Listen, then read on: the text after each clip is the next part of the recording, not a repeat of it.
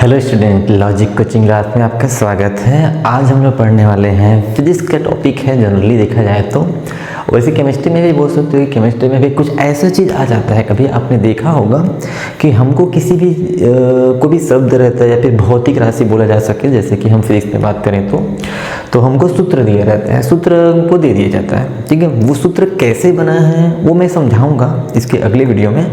लेकिन मैं आज आपको कुछ अच्छा चीज़, नया चीज़ सिखाने वाला हूँ, तो आप वीडियो में अंत तक बने रहिएगा क्योंकि आपको कुछ नया चीज़ सीखने को मिलेगा। क्या है कि 11th में आने के बाद आपको ये आइडिया नहीं रहता कि हम परिभाषा कैसे लिखें, कैसे बनाएं। हम तो बनाना सीखेंगे, हमको रटना नहीं है, हमको बनाना है। तो आज मैं वही सिखाने वाला हूँ आप लोगों को कि हम सूत्र से परिभाषा कैसे बनाएं और भी बहुत कुछ जानेंगे। तो उसके लिए आप अंत तक बने रहिएगा। और चलिए स्टार्ट करते बिना टाइम वेस्ट किया। तो देखो, जैसे मैं एक एग्जाम्पल लेता हूँ। ठीक है, जैसे मेरे पास है जो बहुत ही फेमस है, आप 10th वगैरह में 9th वगैरह में भी पढ़े होंगे, चाल बराबर दूरी बटे समय। ये दूरी है बटे में समय। मेरे को ये सूत्र दे दिया है। ठीक है, हम इस सूत्र को रट लिया है। चलो मान लेते हैं कि रटा गया है। ठीक है, इस कैसे बने मैं बता दूंगा, वो देखेंगे बाद में। बाकी मान लो चाल बराबर दूरी बटे समय होता है।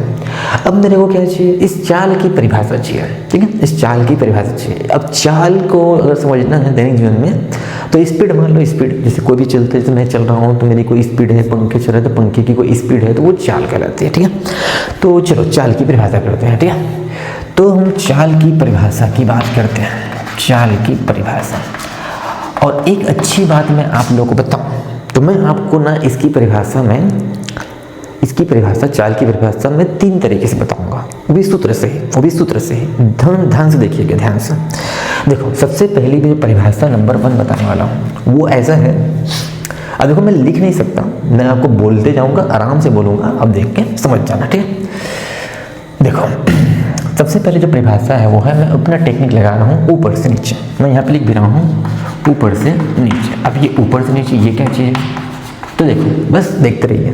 देखो ऊपर से नीचे इसकी परिभाषा ऐसे बनी रहेगी कि सबसे पहले आपको जिसकी भी परिभाषा चाहिए उसके राइट साइड में, सूत्र में राइट साइड में जाना। राइट साइड में सबसे पहले ऊपर का नाम पहले ले लेना, फर्स्ट नंबर। उसके बाद समय का नाम बाद में लेना, तथा करके, तथा या और या एवं ऐसे बोल के लेना है, जैसे मैं बताऊं। और एक आपको ना एक चित्र भी थोड़ा माइंड में रखना है कि ये चाल किसकी है। किसी वस्तु की चाल होगी, कार हो सकता है, बाइक हो सकता है, फिर आप ही हो सकते हो। दूरी आपके द्वारा ही या फिर किसी वस्तु द्वारा चली गई होगी, उसी वस्तु द्वारा, और उसी की द्वारा समय लिया जा रहा होगा। तो ऐसे करके आपको एक दैनिक जीवन में एक प्रैक्टिकली याद रखना है कि कुछ चाल मतलब कुछ गति कर रही है, कोई ना कुछ गति कर रही है। ठीक है, गति के अंदर का टॉपिक है वैसे। तो कैसे बनाएं, तो मैं बोलता हूँ पहले। देखो सबसे पहले राइट में गए, दूरी कौन चलती है? वस्तु। तो किसी वस्तु द्वारा चली गई दूरी, ऊपर बोला गया। तथा करके नीचे आना है, तथा उसके द्वारा लिया गया समय, हो गया ये भी। अब लास्ट में एक और बोलना है, इस बटा के लिए के अनुपात को उस वस्तु की चाल कहते हैं। क्या बोला? अब मैं एक बार में बोलता हूँ। किसी वस्तु द्वारा चली गई दूरी तथा उसके द्वारा लिया गया समय के अनुपात को उस वस्तु की चाल कहते हैं। मैंने उंगली रगड़ के बताया, वैसे आप लोग पढ़ के एक बार देखना। जो मैं बोला हूँ उसको एक बार बोल के, एक बार लिख के देखना, फिर आपको समझ में आ जाएगा। आप भी बोल के देखना। और ठीक है, ये पहली परिभाषा है, समझ में आया? ठीक है, लिख नहीं पाऊंगा, टाइम लग जाएगा, इसलिए हम टाइम बचाने के लिए ऐसा कर रहे हैं। ठीक है, तो ये पहली परिभाषा ऊपर से नीचे। अब दूसरी परिभाषा जो है वो नीचे से ऊपर है। अब मैं इसको मिटा देता हूँ, नीचे से ऊपर। सर ये क्या परिभाषा बनी, तो देखते हैं। चाल की फिर परिभाषा बता रहा हूँ, लेकिन ये कितनी दूसरी परिभाषा है। अभी परिभाषा नीचे से ऊपर है, तो आपको कुछ ना कुछ रूल याद रखने हैं जो मैं बताते जाऊँगा। ठीक है, रूल ये है कि सबसे पहले आप नीचे समय को बोलोगे, तो समय को बोलने से पहले आपको इसके पहले आपको एक शब्द यूज करना है, एकांक। एकांक यूज नहीं करोगे तो इकाई शब्द यूज कर सकते हैं। ठीक है, या फिर ये भी नहीं यूज करना चाहते तो अपने हिसाब से 1 सेकंड बोल सकते हैं। ठीक है, हम लोग क्या है कि ऐसी पद्धति में समय का मात्रक सेकंड लेके चलते हैं, तो सेकंड के हिसाब से आप बोल सकते हैं। ठीक है, या तो एकांक बोलो, इसका मतलब भी एक ही होता है, इकाई मतलब भी एक ही होता है, 1 सेकंड मतलब भी एक ही है, देखा जाए तो वो मात्रक समेत बोल रहा है। ठीक है, तो इसमें से कोई भी शब्द यूज करके आपको बोलना है समय से पहले। ठीक है, तो क्या बोलोगे, देखो देखते जाओ। पहले इसको आपने एकांक बोला, तो या फिर एकांक की इकाई या 1 सेकंड बोलने का मतलब ये हुआ कि आप इसको 1 बना दिया। तो ऐसे मानो कि चाल बराबर जो ऊपर में दूरी था वो तो उसको एकांक नहीं बोलना है, नीचे को बोलना है। तो नीचे को आपने 1 बना दिया, 1 बना दिया तो बटे में 1 का कोई मतलब हुआ? कोई मतलब नहीं हुआ, हटा दिया इसको। ठीक है, तो इस प्रकार से दूरी जो है वही चाल के बराबर आ गई। यानी कि ऐसा बोलना है एकांक समय या फिर इकाई समय या फिर 1 सेकंड में, समय बोलने की जरूरत नहीं है, 1 सेकंड में किसी वस्तु द्वारा चली गई दूरी को, इधर देखना, इधर, उस वस्तु की चाल कहते हैं। ठीक है, बराबर। अब इसमें से कोई एक शब्द यूज करता हूँ। एकांक समय में बोलना है, एकांक समय में ऊपर चले जाना है, इसको भी देख सकते हो। किसी वस्तु द्वारा चली गई दूरी को उस वस्तु की चाल कहते हैं। आपको समझ में आया होगा, इसमें से कोई भी शब्द आप यूज कर सकते हो। ठीक है, तो ये हो गया दूसरी परिभाषा। समझ में नहीं आया होगा तो मैं रिवाइंड करके देखना। ठीक है, तो ये दूसरी परिभाषा मैंने आपको बताया। अब हम लोग पढ़ते हैं तीसरी परिभाषा। तो चाल की परिभाषा नंबर 3। अब तीसरी परिभाषा कैसे बनेगी सर? फिर ऊपर से नीचे, फिर ऊपर से नीचे। अब ये कैसा है देखते हैं। देखो इस बार जो है थोड़ा रूल अलग है। इस बार आपको क्या करना है, अगर हाँ, लेकिन ये जो मैं तीसरी परिभाषा बता रहा हूँ पहले ये बात समझ लेना। ये तीसरी परिभाषा हमेशा तभी आएगी जब बटे में समय रहेगा। समय या समयांतराल कुछ भी हो जो समय से संबंधित हो, उसको आपको ध्यान रखना है। तो ये समय शब्द के लिए ना हम एक वर्ड यूज करते हैं, दर भी यूज करते हैं। ये बटा समय, समय जो रहेगा बटा समय अगर कहीं दिखता है आपको बटा के साथ समय, तो उसके लिए हम यूज करते हैं दर वर्ड यूज कर देना। ठीक है, तो बोले परिभाषा कैसे बोलूँगा देखते हुए जाना। ऊपर से बोलना है पहले, तो किसी वस्तु द्वारा चली गई दूरी बोल दिया, और की दर, बटा समय को दर बोलते हैं, तो की दर बोलना है। ठीक है, बटा समय को क्या बोलेंगे? की दर को उस वस्तु की चाल कहते हैं। बराबर, फिर से किसी वस्तु द्वारा चली गई दूरी, चित्र चलते रहना चाहिए, की दर को उस वस्तु की चाल कहते हैं। ये भी अच्छी परिभाषा है, लेकिन ये परिभाषा तभी आएगा जब बटे में समय आएगा। ऐसा कई बहुत जगह सूत्रों में बटे में समय देखने को मिलता है। जैसे जैसे सूत्र आएगा मैं वहाँ पे और बताते जाऊँगा। ठीक है, तो इस प्रकार से आप तीसरी परिभाषा भी बनानी है। कभी कभी ऐसा भी बोला जाता है समय के सापेक्ष, ऐसे भी बोला जाता है कभी कभी समय के सापेक्ष किसी वस्तु द्वारा चली गई दूरी की दर को, ऐसे ही बोल दिया जाता है।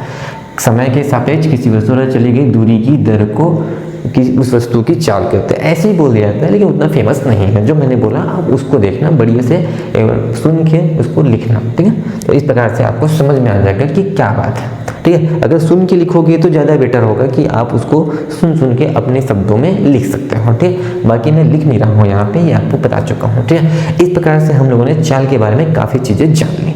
अब क्या है कि कुछ बातें और मैं जो मैं बताना चाहता था, जैसे कि और मैं बताता हूँ, सूत्र से बहुत सारा चीज़ हो जाता है। जैसे परिभाषा मैंने 3 बताया, काउंटिंग में गिनते रहना। ठीक है, अब मैं आप लोगों को इस सूत्र से मैं आपको मात्रक बना के देता हूँ। ठीक है, एसआई मात्रक, देखो आप मात्रक नहीं पढ़े हो तो मैं आपको कभी और पढ़ाऊंगा। बाकी एसआई मात्रक, सीजीएस मात्रक, एफटीएस मात्रक और एक होता है एमकेएस मात्रक। ठीक है, तो इसमें से हम लोग को ज़्यादातर एसआई मात्रक, सीजीएस मात्रक पढ़ना रहता है। यानी ये सब पद्धति होती है मात्रकों की। तो इस पद्धतियों में चाल का क्या मात्रक होगा, तो जैसे मेरे को एसआई पद्धति में बताना है, और अगर आपको ये याद है कि एसआई पद्धति में दूरी के लिए हम मीटर यूज करते हैं, तो मीटर नाम का मात्रक, समय के लिए सेकंड यूज करते हैं। तो इसका जो मात्रक होगा वो है मीटर, और ये बटे को आपको ऑब्लिक लिख देना है, मतलब जब इसको ऐसे आएगा तो मीटर प्रति सेकंड। तो इसका मात्रक जो बनेगा एसआई मात्रक वो है मीटर प्रति सेकंड। अब अगर आपको सीजीएस मात्रक बनाना है तो मीटर को क्या कर दो, सेंटीमीटर कर दो, बस, और कुछ नहीं करना है। तो इस प्रकार से दूरी के लिए आपको याद रखना पड़ेगा सेंटीमीटर होता है, और सेकंड तो हमेशा सेकंड ही रहता है। उसका हर पद्धति में इसका मात्रक, समय का मात्रक सेकंड ही रहता है। तो सेंटीमीटर प्रति सेकंड वो चाल का सीजीएस पद्धति में मात्रक होगा। एफटीएस पद्धति में ये जो एफ दिख रहा है ना वो फुट है, ये सी मतलब सेंटीमीटर, इसलिए सेंटीमीटर लिखा था। अब यहाँ पे अगर आप क्या कर देते हो, ये सूत्र मीटर रख के बनाना है, देखो सूत्र से हर चीज़ बन जा रहा है। तो फुट प्रति सेकंड, फीट प्रति सेकंड भी बोल सकते हो। तो इस प्रकार से फीट याद रखना कि बटे के रूप में लिखना नहीं रहता, प्रति के रूप में लिखते हैं, और प्रति मतलब एक होता है ना, एक ऐसा भी याद रखा करो। ठीक है, और इस वाले में एम फिर आ गया, तो फिर एम के पद्धति में भी बोला जाए तो इसका भी मात्रक मीटर प्रति, इसमें भी मात्रक मीटर प्रति सेकंड ही होता है।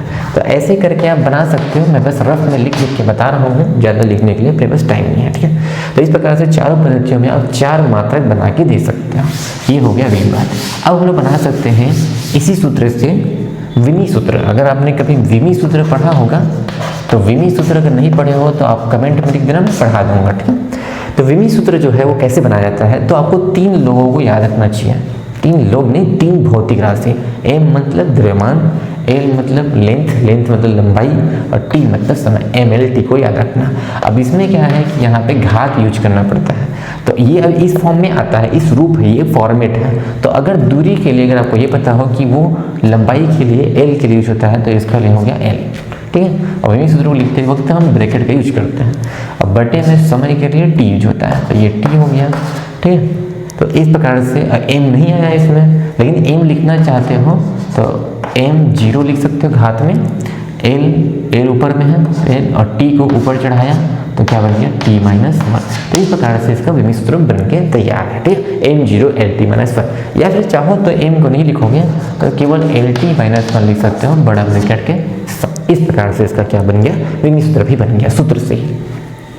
अब मैं और बातें बता रहा हूँ सूत्र से ही, तो कितना सारी बात चल रहा है सर। सूत्र से इसका पता ये चल जाएगा कि चाल जो है वो सदिश राशि है कि अदिश राशि है, ठीक है। तो चाल जो है अगर सदिश राशि अदिश राशि पहचानना है तो इसके सामने वाले को देखना है, सामने मतलब ऊपर वाले को, ठीक है, क्योंकि ये जस्ट सामने ही होता है। बटा ये तो बटा अलग हो जाता है। दूरी के बारे में अगर पता हो कि दूरी एक अदिश राशि है, मान लें, मैं तो जानता हूँ आप लोग भी याद है कि दूरी अदिश राशि होती है, तो चाल भी उसी प्रकार क्या हो जाएगा, अदिश राशि। नीचे को देखना ही नहीं, जब ये ऐसा कहीं बटा आएगा, ये हमेशा टेक्निक हमेशा याद रखना, अगर बटा आएगा तो बटे में कुछ भी रहे उससे मतलब नहीं, हमको ऊपर वाले को देखना है। ये ऊपर जिस प्रकार का राशि होगा, अगर अदिश राशि होगा तो चाल भी हमारा अदिश राशि ही होगा, ठीक है। और बताता हूँ और भी बहुत सारा चीज़, ठीक है। अदिश राशि पता चल चुका है चाल के बारे में, तो कितना सारा बात पता चला है। अगली बात ये बता सकते हो कि इसकी प्रकृति बता सकते हैं। प्रकृति मतलब ये पॉजिटिव होगा, धनात्मक होगा, ऋणात्मक होगा कि शून्य होगा, ठीक है। तो ये भी सेम वैसे बता सकते हैं कि दूरी के बारे में।